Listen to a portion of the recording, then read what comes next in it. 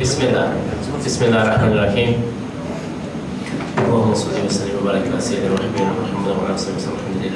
Okay, mashallah. So today is as a chance for our students to shine. Today is a chance for our students to shine. So alhamdulillah, we have some of you have prepared a presentation, and some of you have something ready to say, mashallah. So without wasting any more time, inshallah, I want people to come forward and do the presentation. You will have 5 minutes, maybe a little more than 5 minutes. So let's start with astronomy. Is that Sidi Niyazi? You want to come? Inshallah. So this is a chance for us to see the fruits and what the students have learned. Inshallah, it will be very beneficial. And if you have any, so the students listening, if you have any questions, we inshallah have some questions prepared to ask them.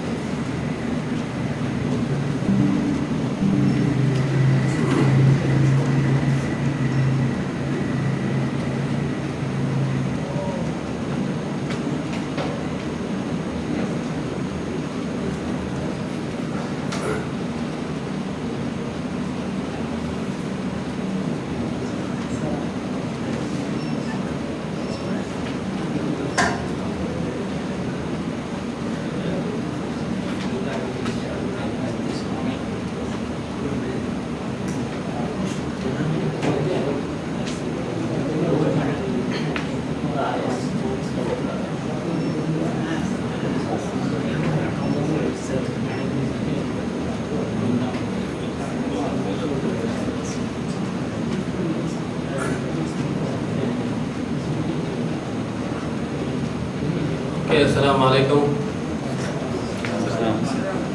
It's nice to be here this time to stand, to sit and speak in front of all of our teachers.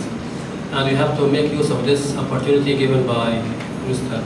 Taha for presenting what we have already learned. Actually, this time I'm going to talk about a science which is called astronomy.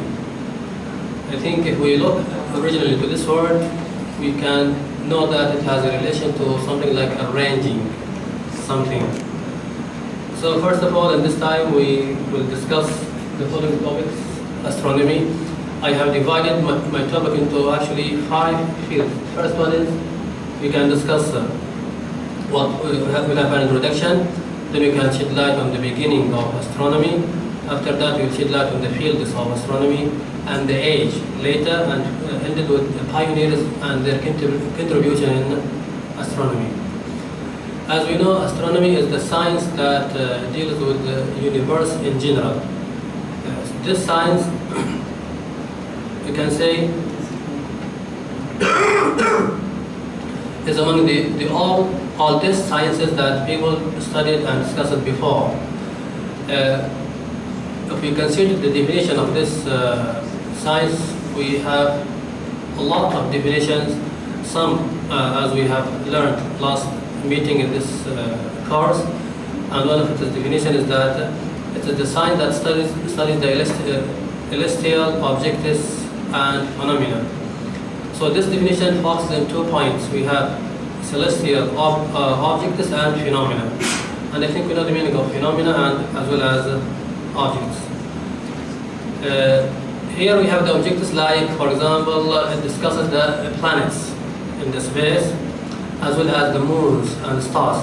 So this is one side that astronomy discusses and deals with. The other part is called phenomena like the gamma ray first. I think this one is like electronic magnetic rays. Also we have the supernova explosion. So So this is another phenomenon that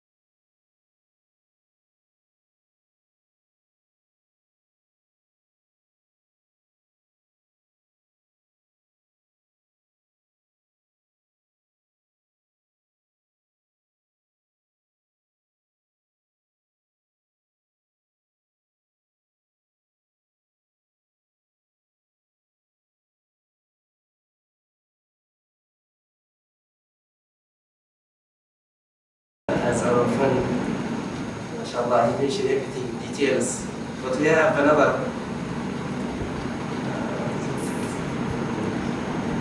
So we talked about the most notable great Muslim astronomers.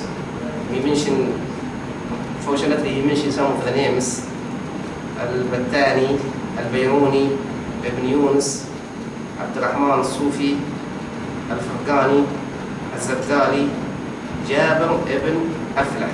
This one he didn't mention the name. And Ibn al-Shatir. It seems like every name.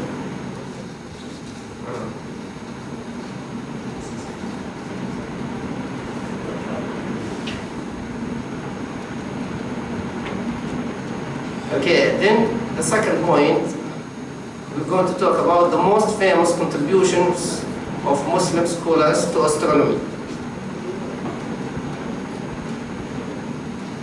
Number one, the manuscript and the formation of the world.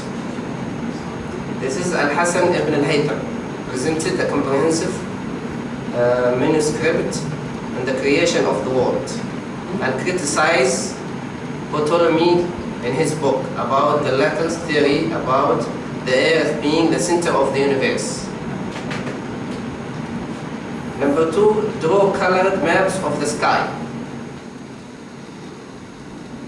And wrote books about maps, and the most prominent of which is the book Pictures of the Fixed Planets by Ibn Abdurrahman Sufi, in which he addressed the smallest detail about the fixed stars and the position of 1,000 stars after he observed them himself. The third point is the most famous contribution of Muslim scholars to astronomy, same thing. Inventing solar calendars, which helped in calculating days perfectly. Through this, it becomes clear that the number of days in solar years is 365 days, 6 hours, 9 minutes, and 10 seconds. This is in the year, in days. The space dome was invented by the Andalusian scientist Abbas ibn Farnas. He created a huge dome containing the stars, celestial bodies, meteors, and everything that floats in the sky, and courtyard of his house. It became a shrine for scholars and governors. Establishing huge observatories, called observatories, right? Observatories, equipped with the latest machines, and that serve the purpose for which they were created. And these are the pictures of one of them. The first observatory near Baghdad was opened in 828. And this is the first German and perhaps European observatory was established in Kassel, Germany, in 1558. Astrolabe, this is the picture of the astrolabe. Last time we couldn't bring it. It is the metal tool in the form of disc with a diameter of approximately 20 centimeters. It is used to determine prayer times, and the director and the Qibla director, and to calculate dates and months. And here's the picture of the astrolabe, you can see. And then we have the astrolabe is described by Dr. Harold Williams, an American astrophysics, as the most important astronomical calculating device before the invention of digital computers, and the most important astronomical observation device before the invention of the telescope. And this is a picture of Russian postage stamps issued in 1973, bearing a picture of Al-Bayruni. Here's the Russian these are about astronomy. That's it, that's all. Excellent, very good, mashallah. Thank you so much. Mashallah. We have home life also. Yes. So we divide our topic into two sections. No problem, Bismillah. Home life and That was excellent, very good presentation actually. It's very informative.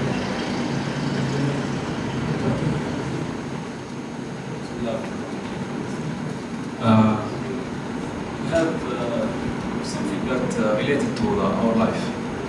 Okay, now.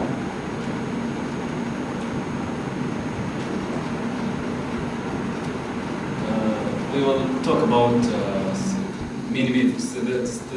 It's many more things that I will talk about, but I will talk about very important thing that close and from importance of time.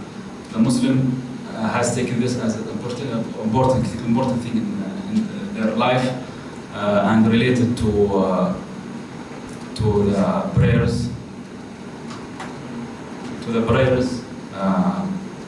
They invented many things and evolution of measuring time from the sundial, sundial clocks.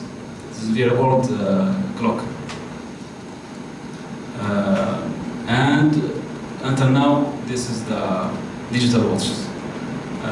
Also, there's a very interesting thing that great scholars called Al-Jazari. He invented very interesting thing and complicated thing called an elephant clock. That also this is a tall or a huge clock that describe or measure time. It is really fantastic. It is from 1136. Long time ago. Also, another subject, it is called the cleanliness. Very important thing, and from Hadith, Allah is beautiful and He loves beauty.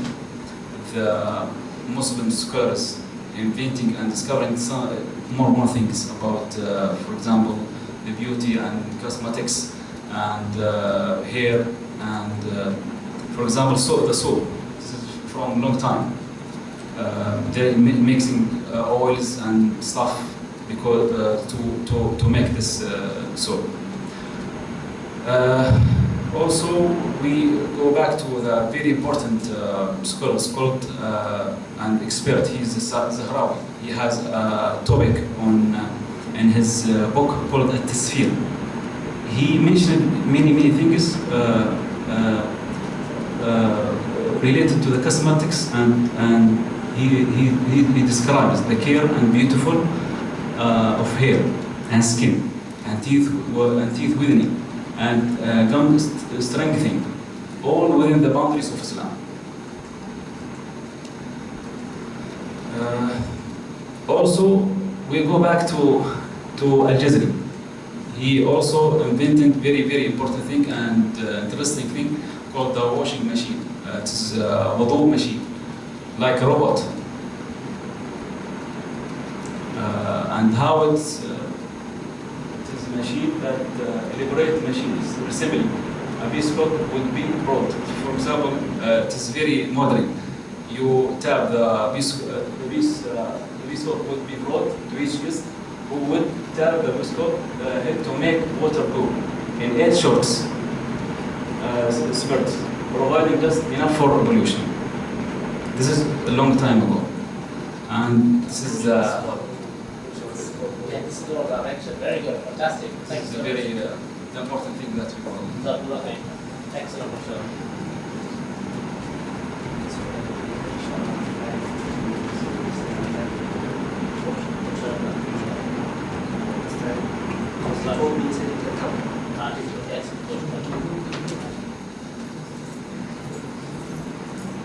Okay, mashallah, that was really good. Both of those presentations were excellent.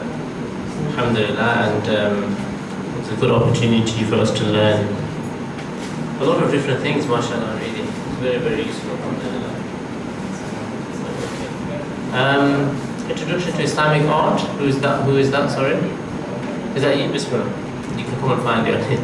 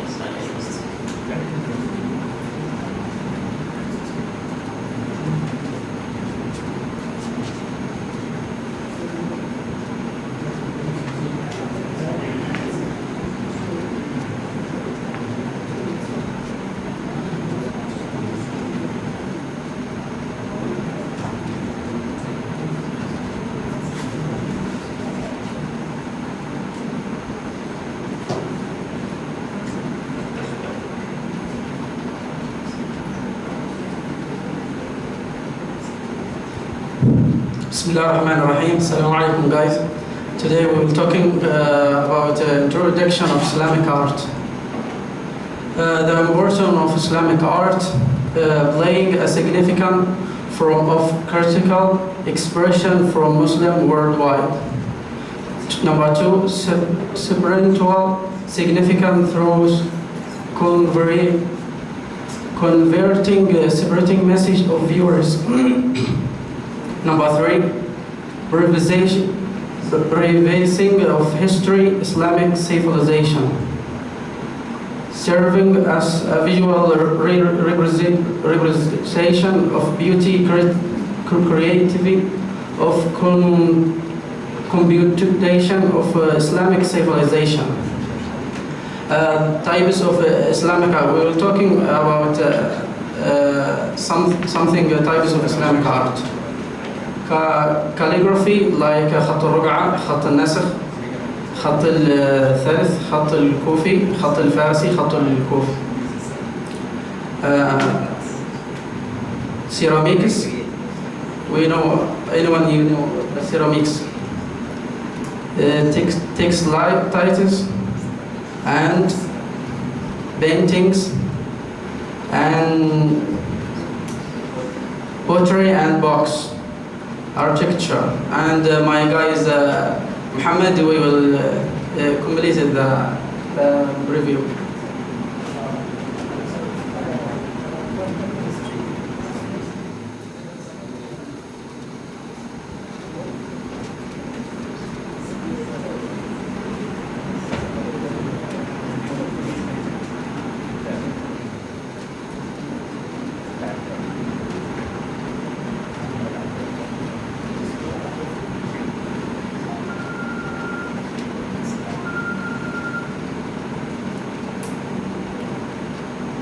Hello, my dears. Now I will speak about architecture and pottery.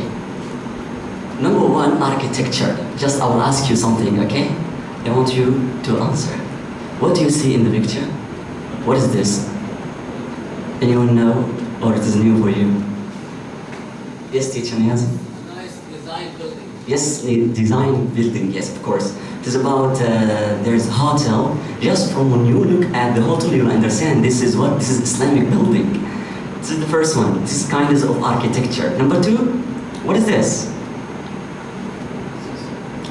Is this a church? No. What is it, please? Yes, teacher Mir? Yes, it's a mosque. What we see in the mosque here is the courtyard. Is completely in front of us here. We can see it and know this is a courtyard. Number three, what is this? This is a mosque, but here exactly the minarets. When we see the minarets, we will know that this is Islamic mosque. Mosque is not a church.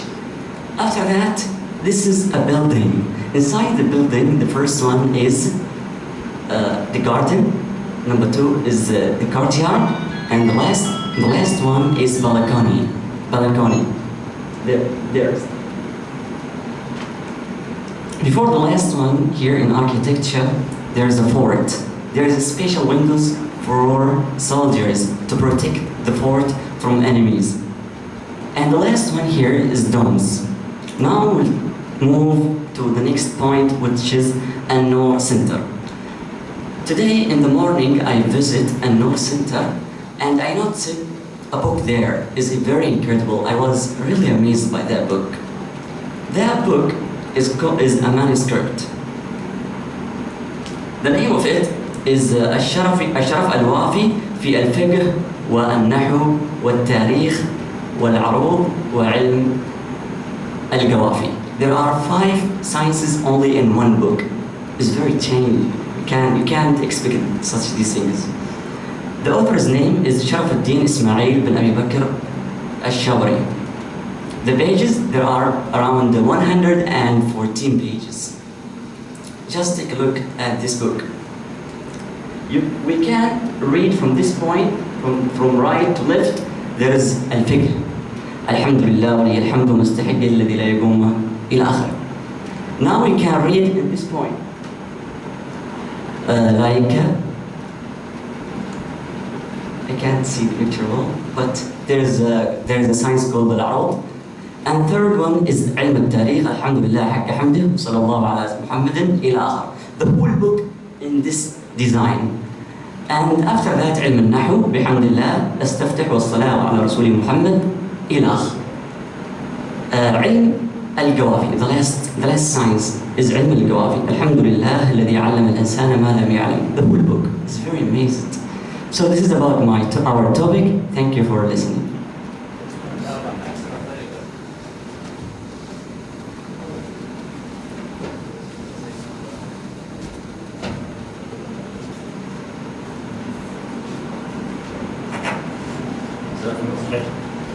Okay. The next one we will ask for then is Muslim contribution.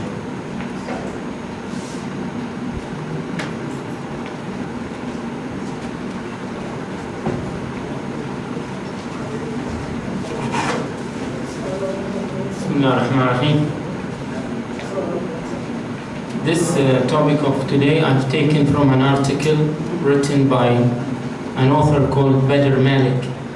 I took only the main points, and most of them have been already discussed in this course. And many of these points are mentioned in Teacher Tahir's textbook.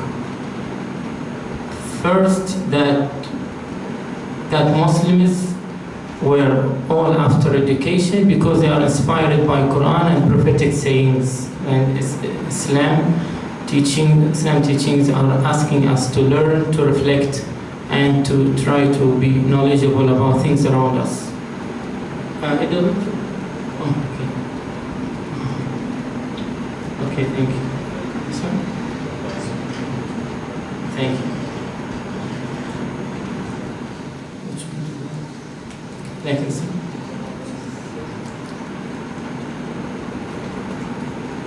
Okay.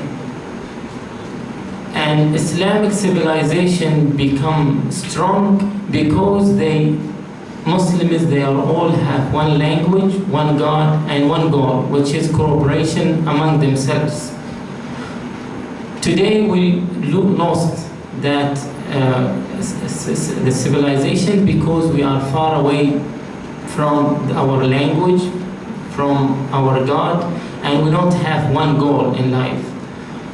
Islam have many unique features, but what distinguishes them from other cultures that Islam influenced by other cultures and other civilizations. They took their culture from India, from Greece, Italy, Persia, Egypt, and China, and different. They are open to all cultures, and this is the reason of their success and spread of education and influence of education on the whole world.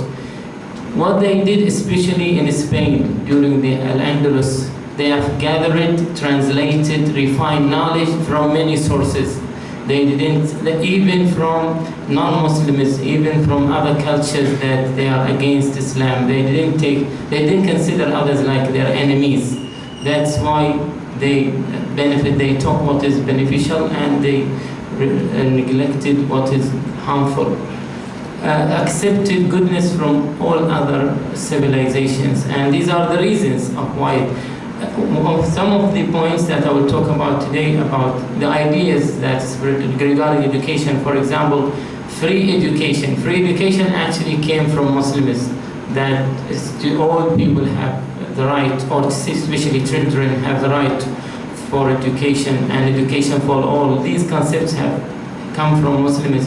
Specializations, scholarships, financial support, endowments, and all these things came from Muslims, especially in Spain. Muslims, when they are in Spain.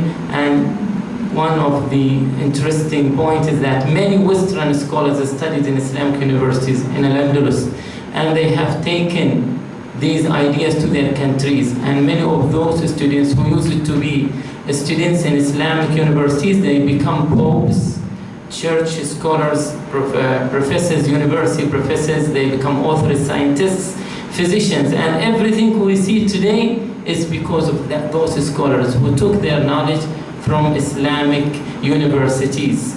Even poor Muslim students became eminent scholars. The history is full of, especially these freed slaves. They have become scholars.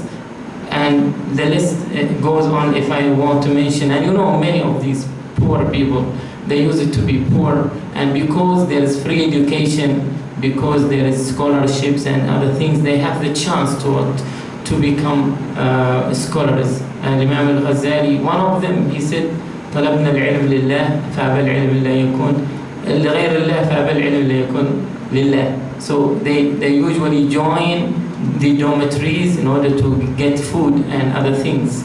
And beside this, they seek knowledge.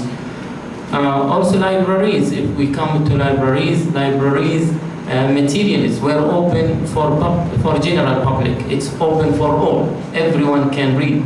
Public, private libraries reflect books were read by people. If we have in any civilization that many libraries, means there are many people who want or like to read.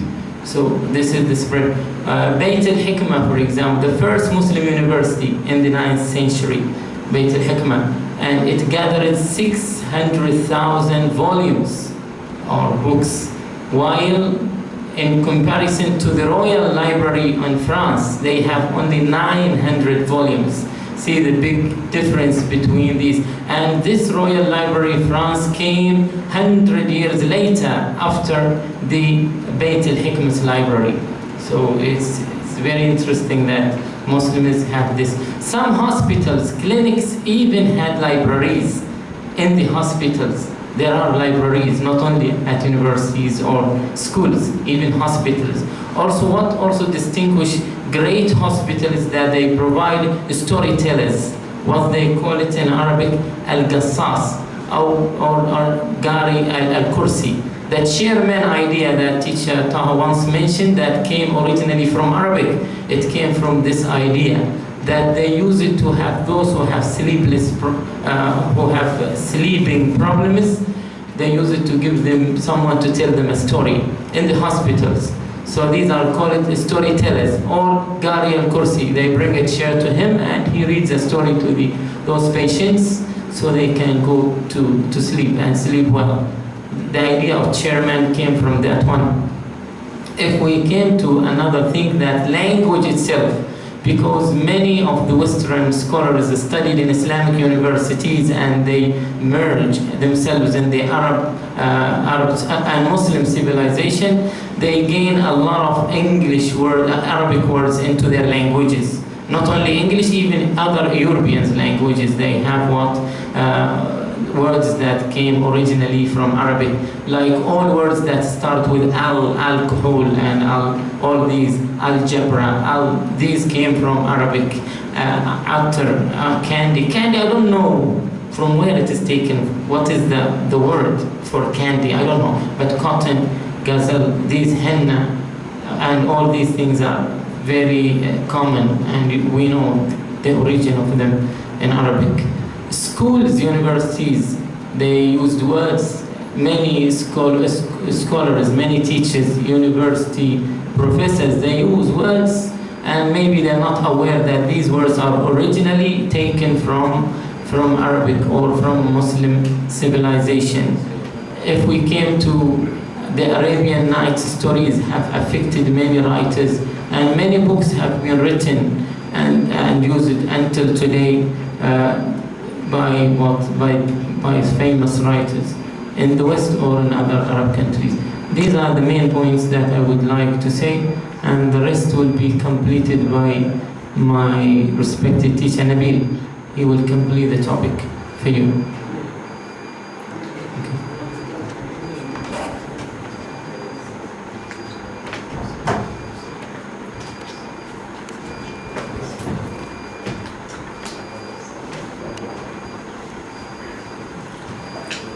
السلام عليكم ورحمة الله وبركاته. In the name of Allah, most gracious and most merciful, first of all, I would like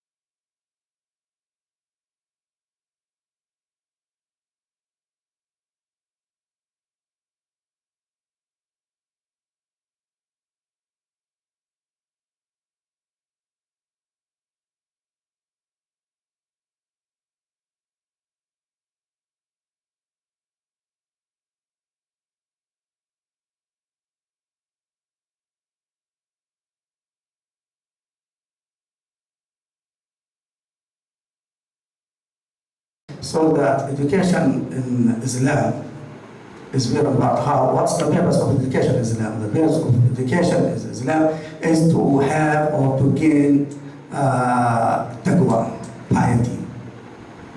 You know piety, taqwa. Yes, taqwa, we can define taqwa is to remove impurities or sins from my heart, our hearts. This is taqwa. We can say taqwa to taqwa means what you protect yourself by Allah commanders and prohibitors, harams, and protect yourself from Allah, the fulfilling of Allah subhanahu wa ta'ala, prohibitors and commanders of Allah. This is taqwa. Also, education about the school. If we want to talk about the schools in Islam, what was the first school? The first school was established in Al-Madinah Munawwara, the illuminated city, which was first established in Al-Madinah Munawwara of the most of our Prophet Muhammad sallallahu alaihi wasallam, peace be upon him. So that this is the first thing which is about the schools. The first schools began in mosques. Then other institutions like other institutions. These institutions were improved, and including like what schools and institutions, other institutions. For example, many countries, Islamic countries, have many schools and famous schools. These schools, which are spread around the Arab world, and Muslims people, when they follow the instructions in these schools, they were the best, the strongest people in the world. because they follow the commanders of Allah subhanahu wa ta'ala in these schools. And there were many subjects about 7 subjects were taught in these school subjects, like astronomy, logic, rhetoric, astronomy, logic, and other subjects. I don't remember them. Also, other institutes were developed and established in many centers of Islamic Arabic countries. Like the House of Hikmah, the House of Wisdom, which is Beit al-Hikmah. This is House of Hikmah has a very large library. I think it is Qura or something. I don't know exactly where it is located. Although there are many studios spread around the Arab world, like Al-Hadith, Dar al-Hadith, also Dar al-Hikmah, Dar al-Hadith, and medical schools were spread there also. And also there are many libraries and famous libraries were first established in Arab countries. So there are many libraries and bookshops around the world were founded and established in that. This is just the summary of it. Thank you very much. Jazakumullah khair.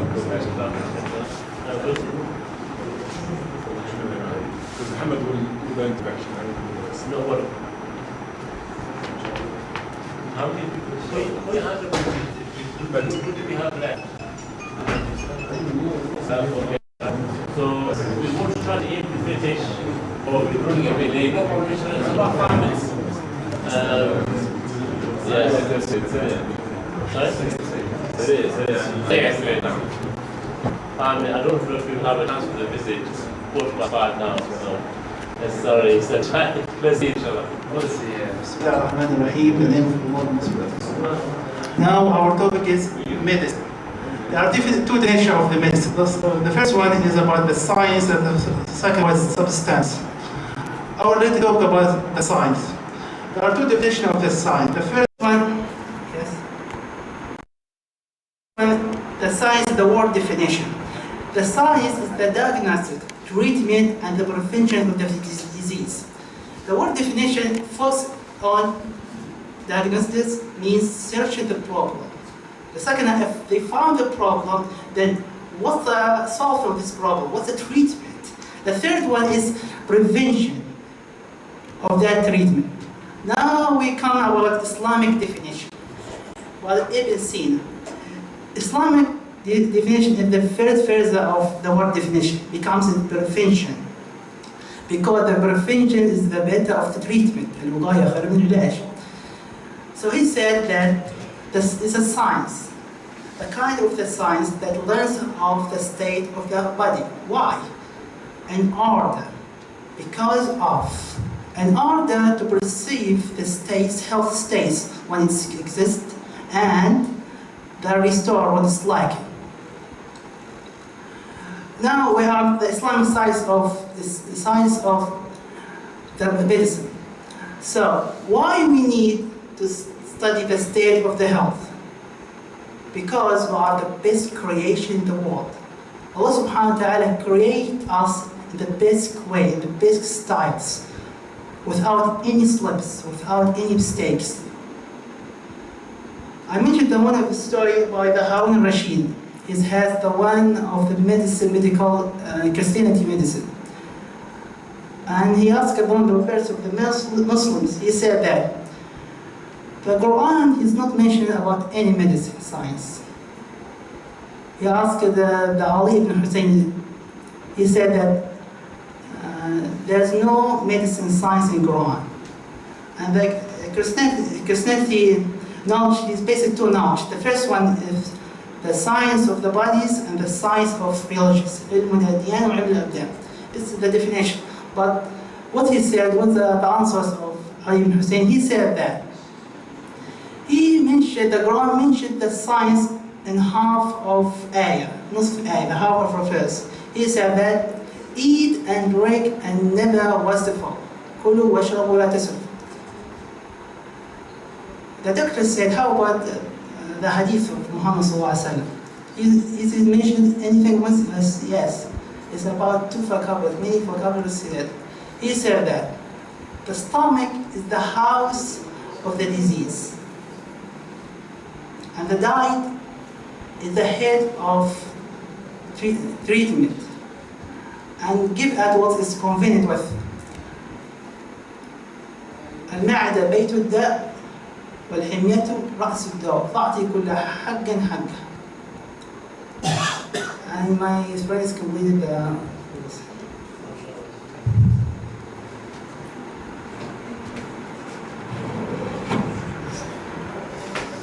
Assalamu alaikum. Thank you, Ahmed. Ahmed has just given us a lot of information about medicine, and he has given us also the definition of medicine. I just want to talk about Muslim contribution to medicine. Muslims contributed a lot to the diagnosis and the treatment, as well as the prevention of many diseases. There were a lot of Muslim physicians, Muslim physicians and scholars put the basis for medical practices that we see in most of the modern hospitals nowadays. Also, the structure of modern hospitals, such as separate wards for men and for separate ward for women. So that was first introduced by Muslims.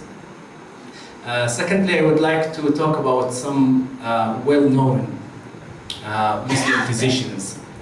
The first one is Ibn al-Nafis, and this is the most, he's a very well-known physician as he discovered the blood circulation. The second one is Az-Zahrawi, who was a very famous surgeon. He wrote a book about he wrote a book in which he mentioned more than 200 tools that can be used for surgery, and many of them, more than 50 of these tools, are still used till today. The third one is Al-Razi, who was described as the greatest physician. Al-Razi wrote a book that was translated into many different languages, including Latin. In this book, he talked about many diseases such as the smallpox and measles.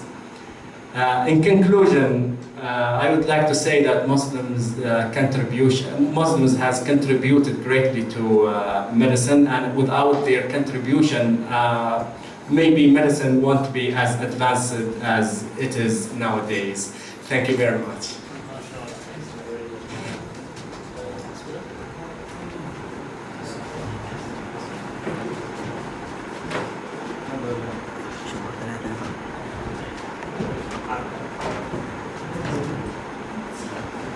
That's it.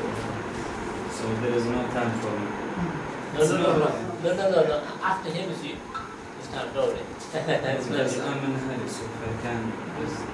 Do you want to go now? Yeah. Afan, is it possible to go splash? Yeah, of course, go. As you like. Of course. And then he got after there. MashaAllah. Very good presentations, very much. Very impressive.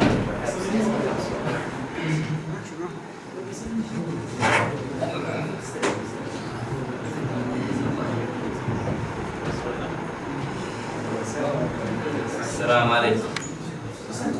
So, I haven't prepared any introduction, alhamdulillah, because it looks like 5 minutes isn't even enough, but yeah. So my main topics today is Islamic contribution in mathematics, basically, and the first Muslim mathematician, which is Al-Khwarizmi, and the development of algebra.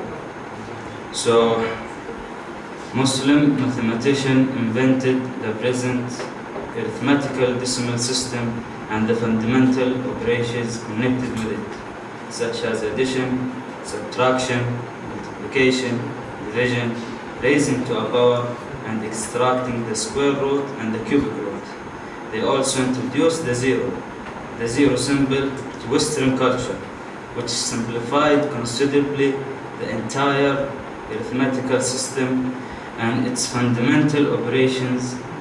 It's no exaggeration if it's said that this specific invention marks the turning point in the development of mathematics into a science.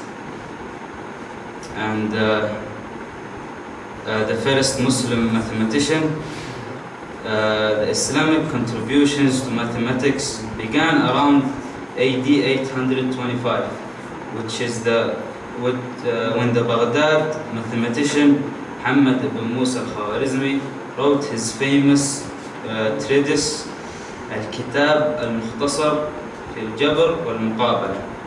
Later then, it translated into Latin in the 12th century as Algebra and Al-Muqabala, from which the modern term algebra is derived. And the development of algebra, the study of algebra, the name of which is derived from the Arabic word meaning completion or union of broken parts, flourished during the Islamic Golden Age. Muhammad ibn Musa al-Khwarizmi, a Persian scholar in the House of Wisdom in Baghdad, was the founder of algebra, is along with the Greek mathematician Diophantus, known as the father of algebra. In his book Al-Kitab al-Mukhtasar fi Hisab al-Jabr wal-Muqabala, al-Khwarizmi deals with ways to solve for the positive roots of first and second degrees, linear and quadratic, polynomial occasions.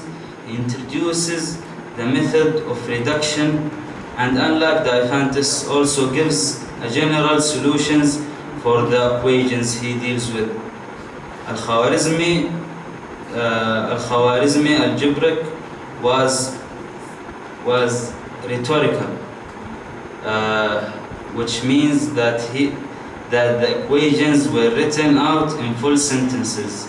This was unlike the algebraic work of Diophantus, which was syncopediate, meaning that some symbolism is used.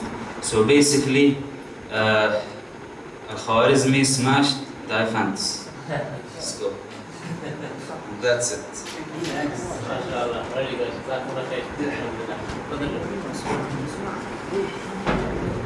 And this is the last round. Excuse to... Yes, you're excused. Thank you so much, Martin. أيوة أحسن.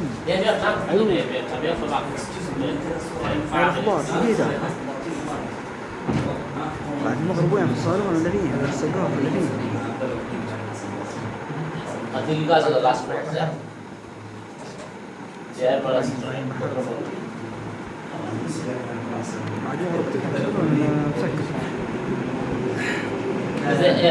Is there anybody left? Is everyone done? This is the last one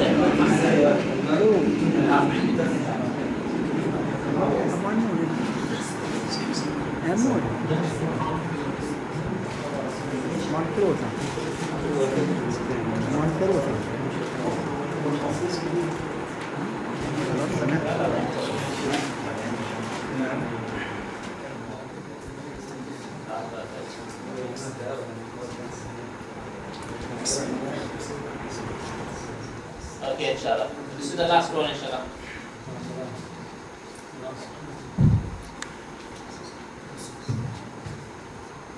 Okay, Bismillah ar-Rahman ar-Rahim, in the name of Allah, the most merciful and most gracious.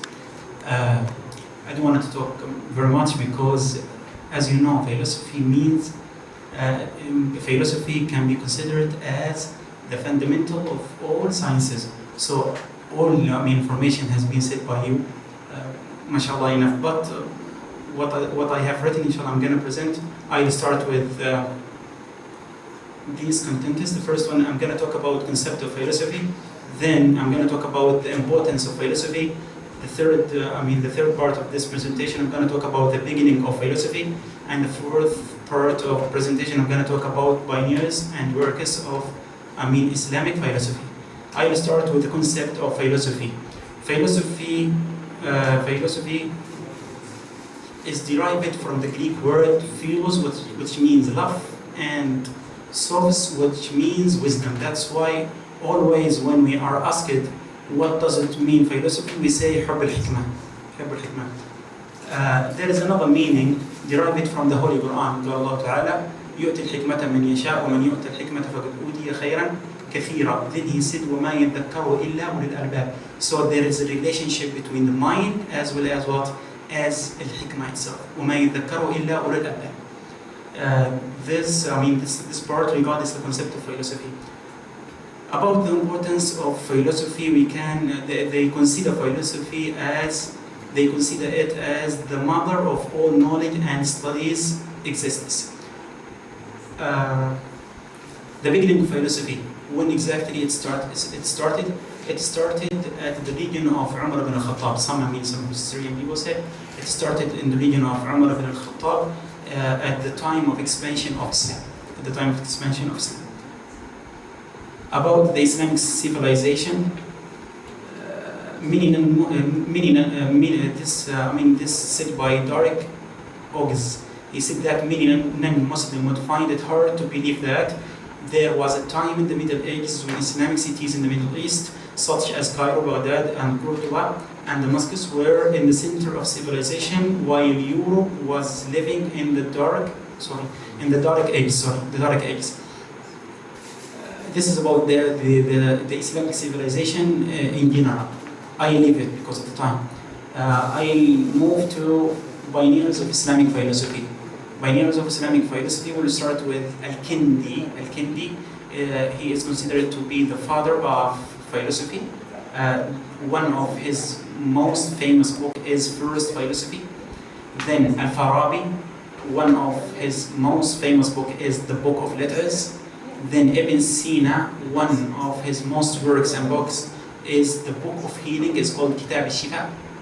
Then Al-Ghazali, one of his most famous works is the Incoherence of Philosophers, which means Tahafut al-Falasifa. Then Ibn Rushd and Ibn Arabi, and that's it.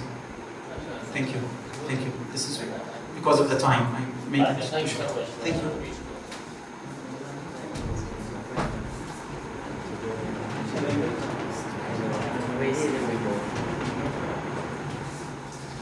Alhamdulillah. I will continue our discourse about philosophy. I will continue. Our brother Munir have explained about philosophy generally. I will continue some influence of Islamic philosophy on the West, including Imam Ghazali influence on Western philosopher René Descartes. Abu Hamid al-Ghazali was a philosopher and great Islamic thinker whose persuasive work was able to lead readers to accept the concept of truth of it. One of the Western philosophers who was influenced by him was the father of the great modern Western philosopher René Descartes. This assumption was born from the assumption that the semantic composition compiled by Imam Ghazali in his book Al-Munqidh min ad-Dalal is very similar to the book Discourse of the Methods by René Descartes. This similarity can be seen from how Imam Ghazali and Descartes promote skepticism as a way to search for truth. And then I will talk about figure of Muslim philosopher of the contemporary or modern era. The journey of philosophy is that Islamic world has not stopped but continue to develop until now. Among the great Islamic philosophers in contemporary era, namely Al-Imam Al-Akbar, Shaykhul Azhar, Abdul Halim Mahmud. Then Sayyid Muhammad Naqib Al-Atas. The first Shaykh Abdul Halim Mahmud was a philosopher, Sufi, Zahid, until he was named Al-Ghazali of the 14th century Hijriah. He had many written works in the field of Sufism and philosophy, both in English and French. One of Shaykh Abdul Halim Magnum Opus is his book entitled Al-Islam wal-Aql. And then Sayyid Muhammad Naqib Al-Atas is a philosopher who was born in Indonesia and is Hadramaut, and now he lives in Malaysia. He has many brilliant writing and thought. His writing is divided into two types, namely scholarly writing and thought writing. He is one of key to the discourse on the Islamization of science, because he was the person who first explicitly stated and formalized the Islamization of science project at the International Islamic Education Conference in Makkah. One of the magnum opus of Sayyid Muhammad Naqib Al-Atus is Prolegomena to the Metaphysics of Islam, and also his book entitled by Islam, the Concept of Religion and the Foundation of Ethics and Morality, and his last published book was Islam, the Covenant Fulfilled. Alhamdulillah, until now he is still alive at the age of 93 years. Hafidhullah. Thank you so much. Yeah, I think it's this is the end, inshallah. Okay, mashallah. Thank you so much. All of there's another one. There's one more? Oh, I think it's not Maghrib now. I think it's not. Yeah. Thank you so much to everybody, mashallah. I came here only to apologize, actually. Mashallah. It's a beautiful presentation. No problem, no problem. And we've all learned a lot of different things, so thank you very much. Thank you for coming to the course. We will keep you informed, inshallah, about what will happen after this, inshallah. We will be continuing some courses. We will maybe have 2 or 3 smaller groups, and we will be continuing to learn, inshallah. So thank you so much.